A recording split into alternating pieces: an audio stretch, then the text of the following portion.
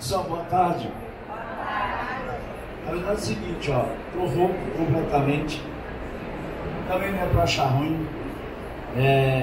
Ontem a televisão acabei fazendo a abertura ao vivo na Globo e a Globo é muito forte. Eu tive que dar muita entrevista, falar muito, fazer a apresentação. Perdi a voz e hoje eu fiz a palestra no Congresso.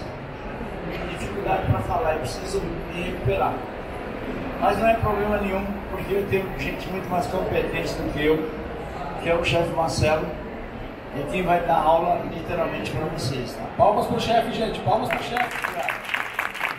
Mas eu fiz questão de vir aqui e é uma aula sobre croissant, né? Então acho que é importante dizer o seguinte: o croissant hoje, no país, no Brasil, é um dos principais produtos de venda, tá? O croissant se transformou. A gente fazia, eu lembro, há 30, 40 anos atrás, eu aprendi a fazer croissant na França. Voltei para o Brasil, a gente tentava fazer um croissant, mas era difícil. Por quê? O consumidor, a gente estava acostumado a fazer croissant com massa de pão doce. A maioria das padarias faziam com massa de pão doce. E na verdade o croissant é um balanceamento diferente. Então, só para entender, os pães do mundo, ele é dividido em 3 balanceamentos, eles são divididos em 3 balanceamentos, tá? Eles são crocantes, suaves e doces. O que são os crocantes?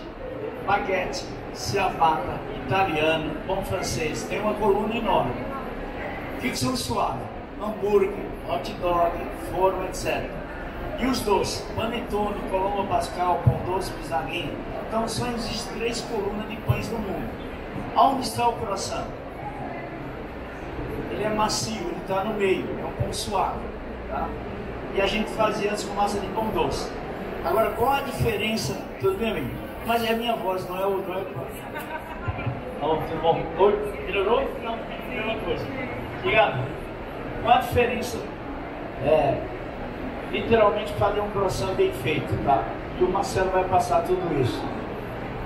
Pessoal, o segredo do croissant, se não perceber, é fazer a massa hoje e abrir amanhã. Não adianta querer fazer o croissant no mesmo dia. Vai sair? Vai. Mas é um croissant que não é alveolado, tá? Não é um croissant alveolado. Você precisa relaxar glúten, proteína da farinha, para que o croissant fique bem alveolado. Outra coisa importante, utilizar uma margarina específica para ele, tá? Por que específica? O croissant é um pão, ele não é um folhado, ele é um pão, ele vai fermento, ovos, açúcar, ele é um pão. O pessoal confunde muito, não é um folhado, não. Folhado não vai fermento, não vai açúcar. Folhado você dobra com processo de dobras. São 5 dobras para a massa folhada, você consegue uma massa folhada. O croissant basta 3 dobras, porque ele vai fermento, vai açúcar, ele vai fermentar. Então, o segredo do croissant, faz a massa antes, à tardezinha, guarda em geladeira e vai dormir, vai para casa. Deixa ele dormir na geladeira.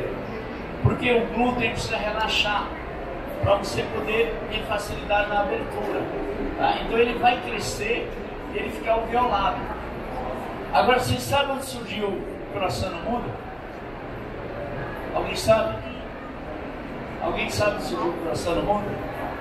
Olha, falou aqui, aonde? Áustria. Só vamos aplaudir aqui, aplaudir. Aplaudir forte.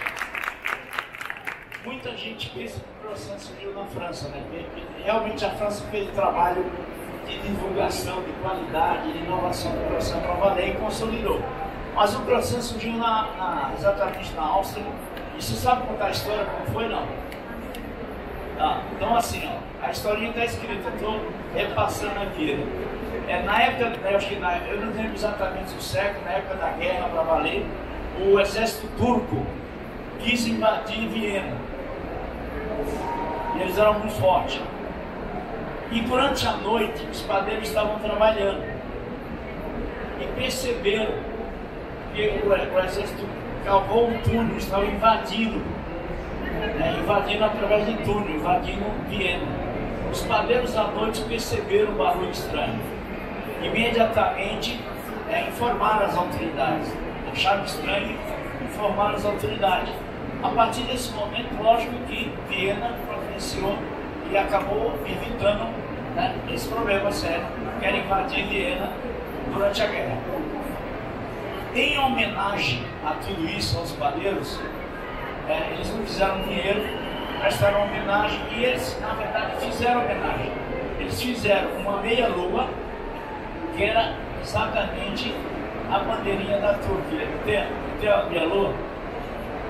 Na verdade, acho que talvez para provocar, fizeram meia-lua, que é a bandeira da Turquia, que era o croissant, criaram o pão, né, através da meia-lua, que lógico, depois desse processo evoluiu muito. Mas essa é a historinha que contam, tá? E o croissant hoje é uma realidade impressionante. E o que é interessante falar, ele hoje, você trabalha com várias cores, né? Bicolor, em vários, chocolate, morango, pistache, você trabalha as cores da massa, né?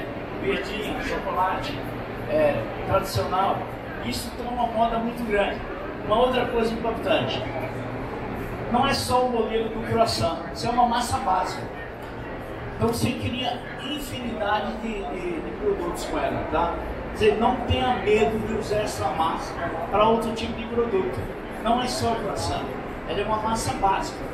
E aí usar a criatividade realmente, explorar o máximo, tá? Essa é realmente a história do croissant. Aí eu vou falar com o Marcelo aqui. Marcelo, me conta. Primeiro vou aplaudir o Marcelo, pessoal. Marcelo tem muita experiência, hoje vive no sul do país, não é isso? Isso. Quanto tempo está na Gradina? Bom, que eu já trabalho com a Gradina, sem antes estar trabalhando para a Gradina, ele faz mais de 20 anos, né, que a gente trabalha, mas estamos hoje na Gradina mais de 3 anos, trabalhando pela Seara. Muito bom. Então, assim, para vocês terem uma ideia, né? No Brasil, em 1977, anos 80, eu fui contratado pela Unilever para desenvolver Gradina no Brasil. Poxa! Imagina, em 1977. E aí a empresa me contratou. Eu já tinha um tempo de profissão, né, bem legal, com chefes muito bons. E aí, mais ou menos 2 anos, 3 anos, eles me mandaram para 10 países para aprender a fazer croissant. É por isso que eu, já a princípio, fiquei um tempo na Europa aprendendo a fazer croissant. Estou falando, pessoal, dos anos 80, né? Muita gente aqui talvez não tinha nascido aí, né? Eu tenho 65 anos mesmo, graças a Deus. Muita saúde, muito trabalho. Mas essa história foi longa, né? Durante esses 50 anos, todo ano viajando um país no mundo, todo ano conhecendo uma cultura nova. No ano 2000 eu participei da Copa do Mundo na Europa, eu fui vice-campeão mundial, imagina no ano 2000. 2016 fui eleito o melhor chefe do mundo para patisserie, né? Não é fácil isso. Você tem dinheiro para comprar isso aqui, né? Você tem um reconhecimento mundial. Então, por isso que é muito legal e coloco isso aqui para literalmente valorizar a profissão, tá? Esse toque blanc, alguém sabe o que é o significado disso aqui? Tá vendo que ele é cheio de dobrinhas? A dobra significa o seguinte, é o nível de conhecimento de massas que o chefe precisa ter. Tá? Então, se é ajudante, você tem um toque blanc baixinho, um chapéuzinho baixinho. Você vê um oficial, ele é médio. E o chefe usa isso para definir quem é o chefe na bancada da cozinha. Isso aqui é 1516, Luiz XV, alguma coisa assim, que criou esse conceito do uniforme do chefe. Tá? Esse chapéu aqui, ele chama toque blanche, ele tem essa identidade para identificar o que é o chefe na bancada da cozinha. Por isso que usa. E por que eu uso? Justamente para valorizar isso, para valorizar o chefe. Muita gente não sabe disso. Ninguém usa porque é bonitão, altão, não. Existe uma cultura para utilizar, tá bom? É mais para a gente dizer. Bem, 2000 fui vice-campeão mundial. Eu tenho hoje 12 livros, né? Basta ver na internet 12 livros. Eu tenho um sobre masfolhado. Tem mais que é interessante falar.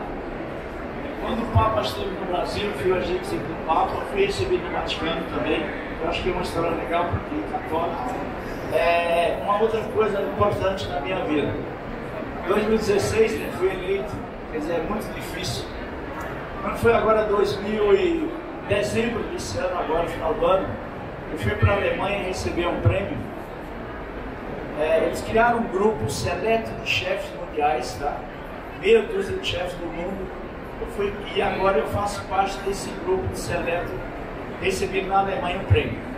Então, olha que orgulho maravilha, olha que espetacular. Tudo bem, eu estudei um monte de coisa, mas o que eu quero dizer com isso? Eu sou confeiteiro. Fui executivo de multinacional há 50 anos na minha vida. Unilever, 15 vezes na ONG. Hoje sou embaixador da IRIS, que é uma empresa alemã no Brasil. Sou membro oficial da Gradina de chefes, né? E eu sou confeiteiro literalmente. Então a gente mais para estimular a profissão. A profissão ela anda num momento muito especial, muito especial. Hoje a gente é muito mais valorizado. Há 50 anos atrás, minha família queria me bater porque eu acordava muito cedo, eu ia trabalhar no fundo da padaria. Hoje não. Sou bonito, sou mais bonito da família, sou mais conhecido. Então, só para dizer o seguinte, tem moleza? Não, você precisa aprender, você precisa sofrer, você precisa ter um processo de crescimento enorme aí. Não é fácil aprender, tem que ter humildade. E não é porque eu tenho 12 livros, eu sou o melhor do mundo, que eu sei tudo. Mentira, não sabe? Essa profissão, todo dia a gente aprende um pouquinho. Tem que ter humildade para aprender. Quando você está inimigo, você para, você não aprende nada. Ninguém sabe tudo na área. Panificação, confeitaria, culinária, é muita coisa, é muita informação. Eu acho que o conselho é fazer bem feito qualquer coisa. As pessoas me perguntam, Luiz, o que você faz melhor? O que você gosta mais? Eu gosto de fazer bem feito, não importa o que. Seja um pão, seja um bolo, seja um prato. Faz bem feito. E eu sempre costumo dizer, o equipamento não pensa, a matéria-prima não pensa. A gente tem que pensar antes. O que eu vou usar? Qual é a matéria-prima? Que produto eu vou fazer?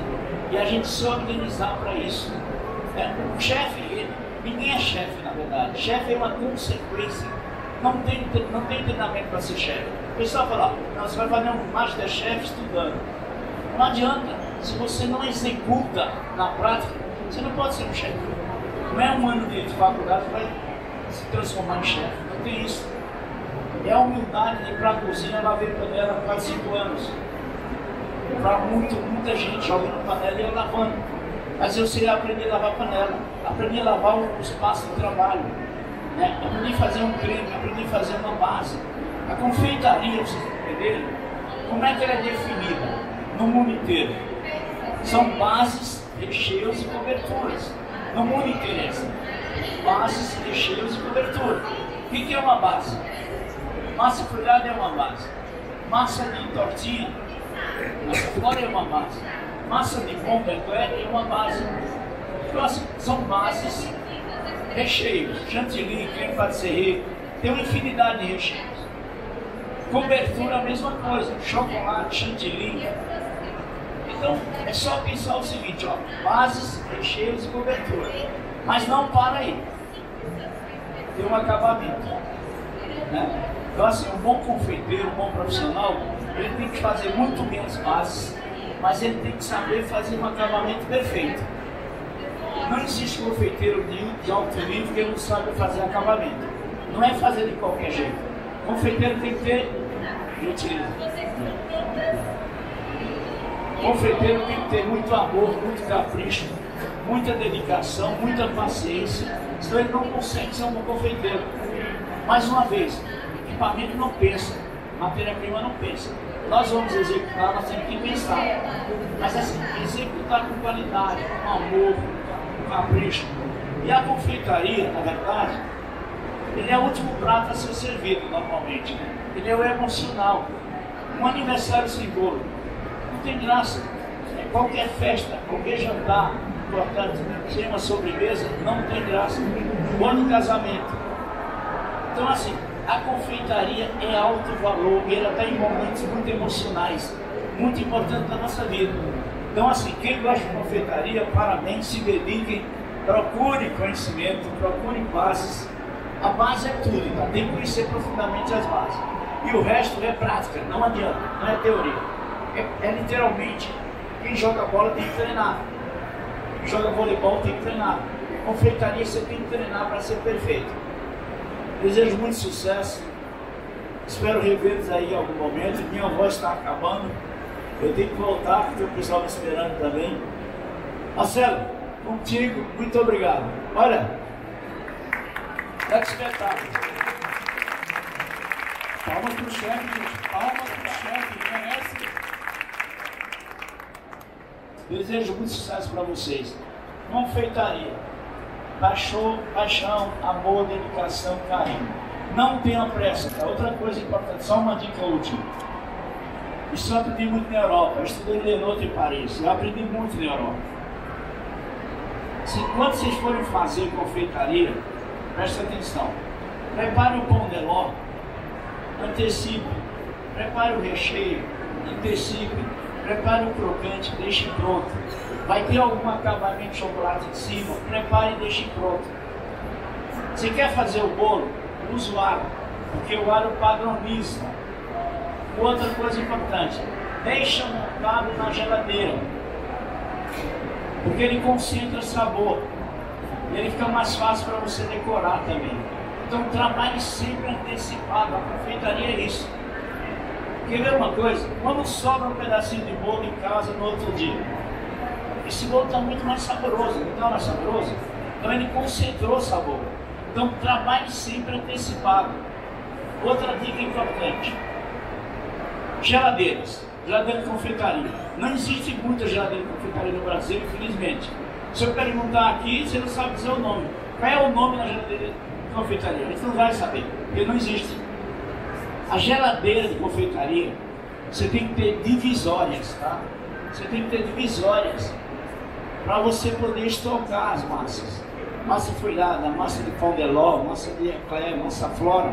Deixa tudo prontinho. No outro dia você pega essas massas e só modela. Então você pode trabalhar antecipado com todas as massas, seja pão de ló, massa flora, tudo isso deixa pronto. Porque você tem que usar a sua energia na hora de finalizar. Deixa tudo pronto, chega de manhã, bolo geladinho. Você pode colocar na mesa, usa a sua energia, você está descansado, está com a cabeça bem. E você faz todo o acabamento com calma. Então essa história, não, meu bolo é fresquinho, tem que assar, tem que rechear na hora, não é assim. Confeitaria não é assim. Prepara tudo antecipado, monta, guarda na geladeira, gelou, maravilha.